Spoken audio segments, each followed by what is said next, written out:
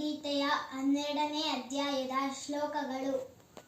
ಓಂ ಶ್ರೀ ಪರಮಾತ್ಮನೇ ನಮಃ.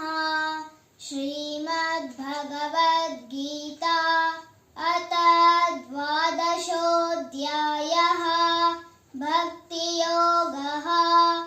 ಅರ್ಜುನ ಉವಾಚ ಏವಂ ಸತತಯುಕ್ತಾ ಯೇ ಭಕ್ತಾಸ್ತ್ವಾಂ ಪರ್ಯುಪಾಸತೆ ಯೇ ಚಾಪ್ಯಕ್ಷರಮವ್ಯಕ್ತಂ ತೇಷಾಂ ಕೇ ಯೋಗವಿತ್ತಮಃ.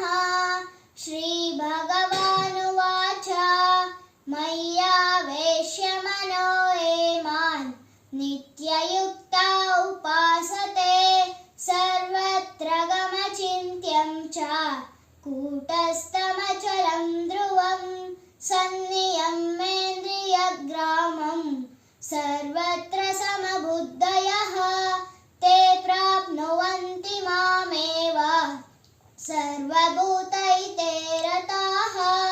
ಕ್ಲೇಶೋಧಿಕತರಸ್ತೇಷಾಂ ಅವ್ಯಕ್ತಾಸಕ್ತಚೇತಸಾಂ ಅವ್ಯಕ್ತಾ ಹಿ ಗತಿರ್ದುಃಖಂ ದೇಹವದ್ಭಿರವಾಪ್ಯತೆ.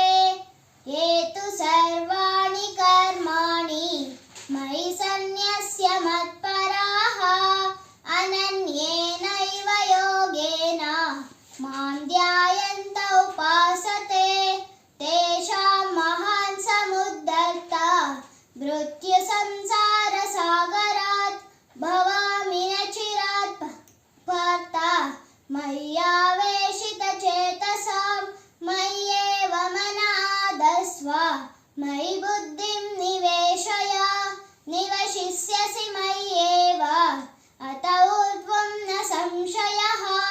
ಅತ ಚಿತ್ತಂ ಸಮಾಧಾತುಂ ನ ಶಕ್ನೋಷಿ ಮಯಿ ಸ್ಥಿರಂ ಅಭ್ಯಾಸಯೋಗೇನ ತತೋ ಮಾಮಿಚ್ಛಾಪ್ತುಂ ಧನಂಜಯ.